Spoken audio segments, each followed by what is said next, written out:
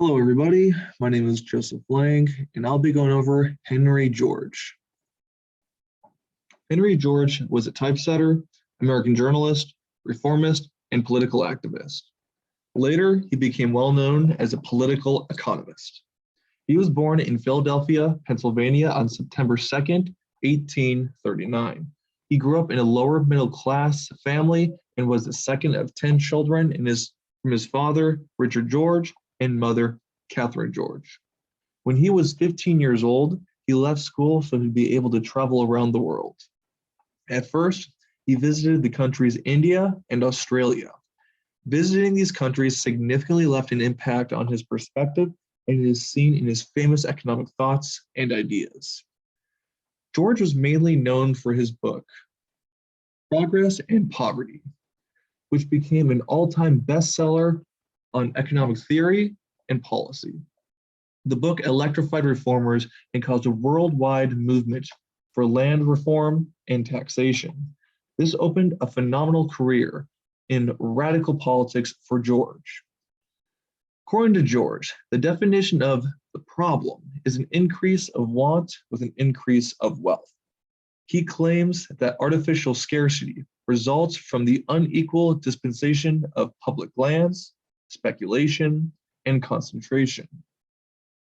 Under his ideas, the appropriation of oil royalties by tycoons of petroleum-rich countries can be seen as a comparable form of rent-seeking activity.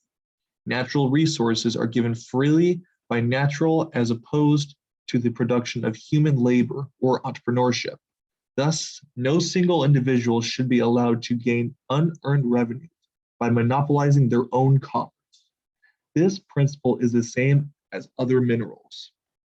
George observed this pattern from his own personal experience, going through many different societies from his travels, and living in California at the time of rapid growth.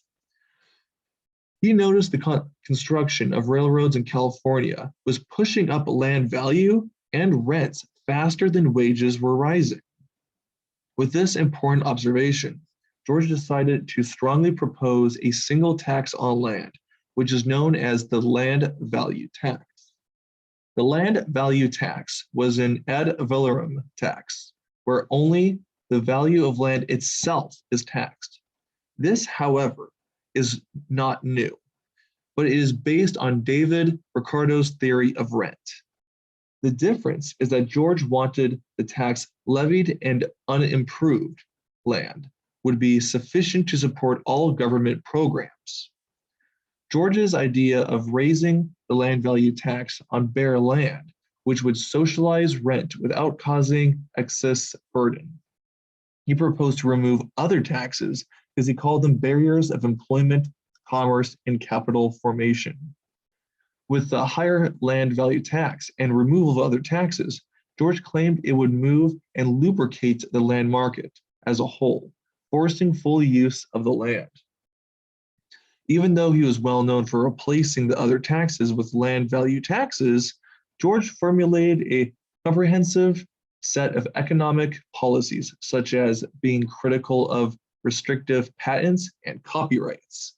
He supported the replacement of patents with government-supported incentives for invention and scientific investigation, and dismantling of monopolies with possible and taxation and/or regulation of natural monopolies. To make it simple, he preached that a combination of unfettered free markets and helpful social welfare programs are made possible by economically efficient taxes on land, rent, and monopolies. Later on, George produced more books, such as Protection or Free Trade, A Condition of Labor, An Open Letter to the Pope, and A Perplexed Philosopher. Of course, his other produced works are not nearly as well known as his first book. He visited Britain again in 1888 and 1889. He then traveled to Australia and New Zealand in 1890.